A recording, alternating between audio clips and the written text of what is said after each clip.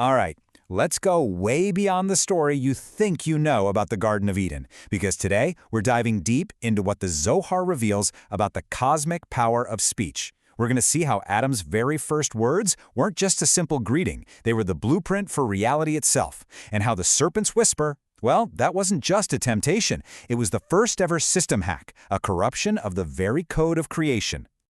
I want you to just picture this scene for a moment. You're in Eden.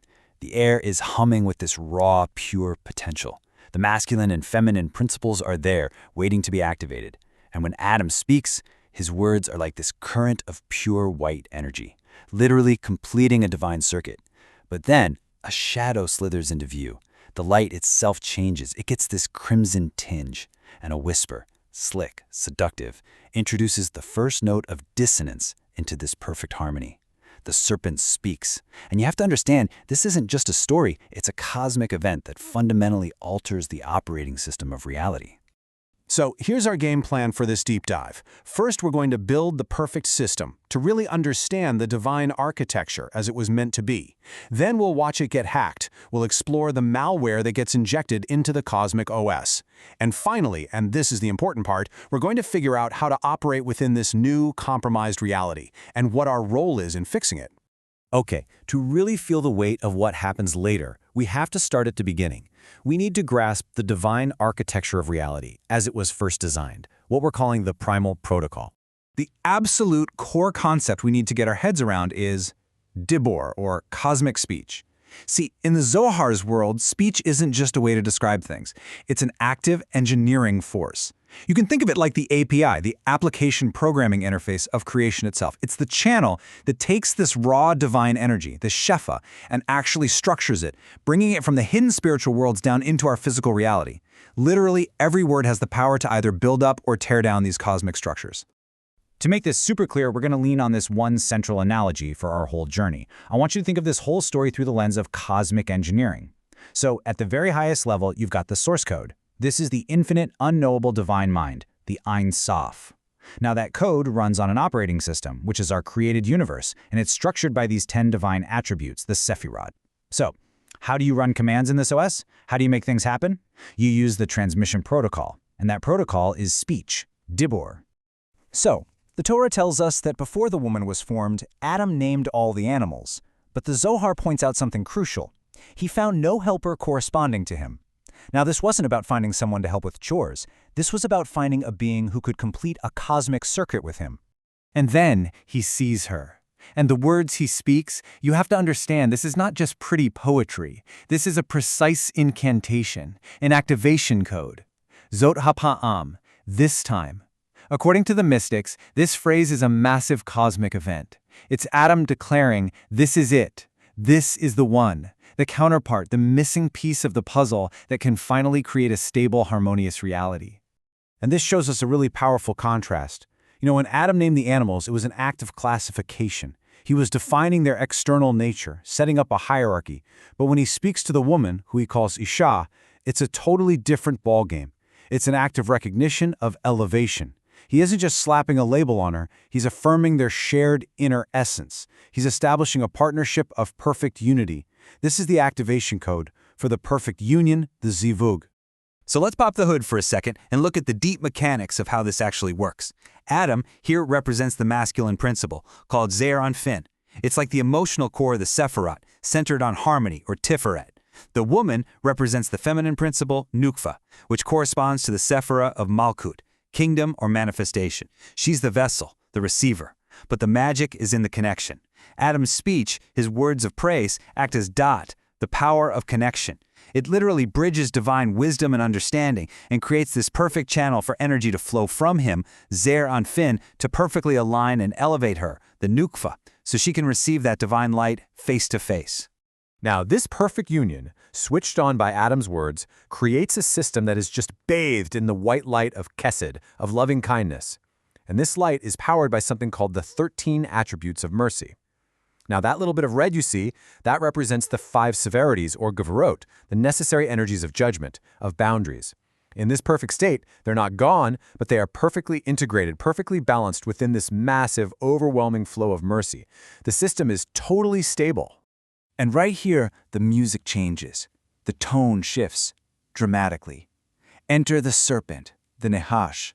In Kabbalah, he's the embodiment of the evil inclination, the Yetzer Hara. And his goal is simple: disrupt this perfect flow.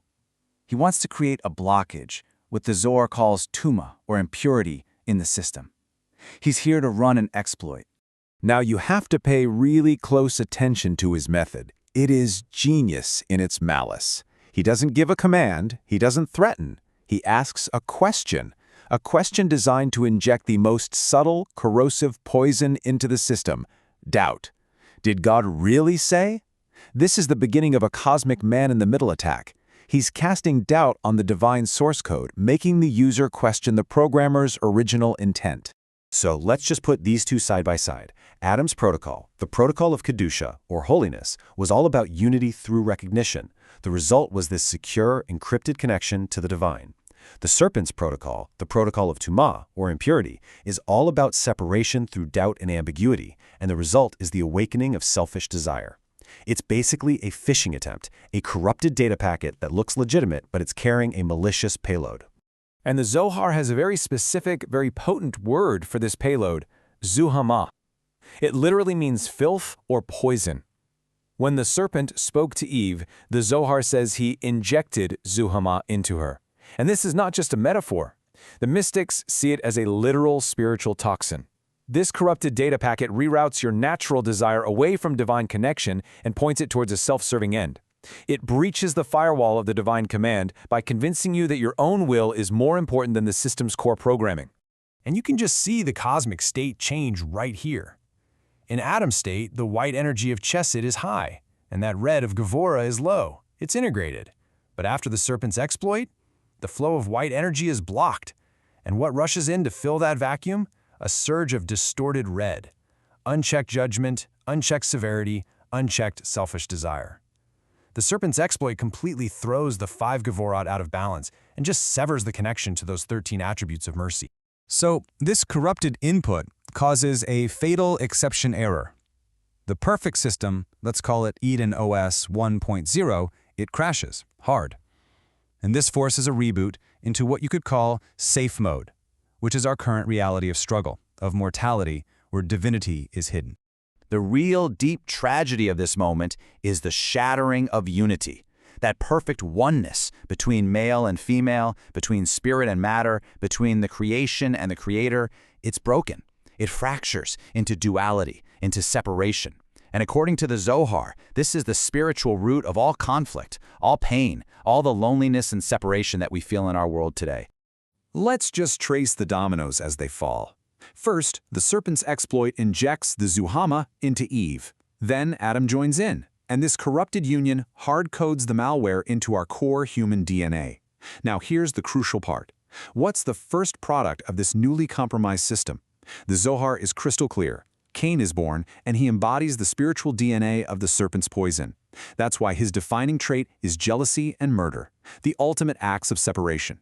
Finally, the system reboots. Adam and Eve get garments of skin, our dense physicality, instead of their original garments of light, and they're exiled from the garden. Okay, so far this has been a massive, high-level cosmic drama. But now let's bring it down to Earth and make it practical. How do we navigate this rebooted, compromised reality? Well, to do that, we need to decode the source code we're actually working with right now. So for all the gamers out there, here's a great way to think about it. Imagine life as this huge, complicated dialogue game. In the tutorial level, Adam chose the perfect dialogue option. He got plus 100 trust, plus 100 harmony, and unlocked the Cosmic Union achievement. But the serpent, he's like a trickster NPC.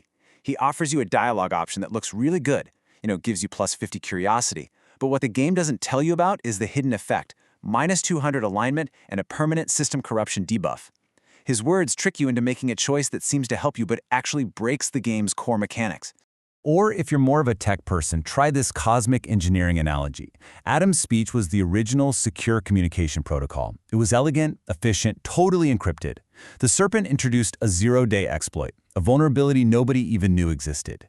His language injected a logical fallacy right at the application layer of human consciousness. And this created a buffer overflow of selfish desire that the system just couldn't handle. The system crashed. And today, every single time we speak, we're making a choice. We can use speech that reinforces the system's original integrity, things like truth, prayer, encouragement, or we can choose to run the serpent's old exploit code, lies, gossip, and manipulation. And this, right here, brings us to the most important part of this whole journey. The system was corrupted, yes, but it wasn't destroyed. It was rebooted, not deleted. And the incredible thing is, we have been given the power to participate in its repair, its tikkun. And the main tool we have for this cosmic repair job is the very same thing that was first corrupted, our speech. This is where this ancient cosmic drama connects directly to your life right now. Every single word you speak is a choice between two protocols. You can run the Adam protocol, using your speech to build connection, to affirm truth, to express love, and create harmony. This is what the mystics call tikkun olam, literally rectifying the world. Or you can run the serpent exploit. You can use your speech to create doubt, to spread gossip, to manipulate, to express baseless hatred. And on a cosmic level, doing that just reinforces the original system crash.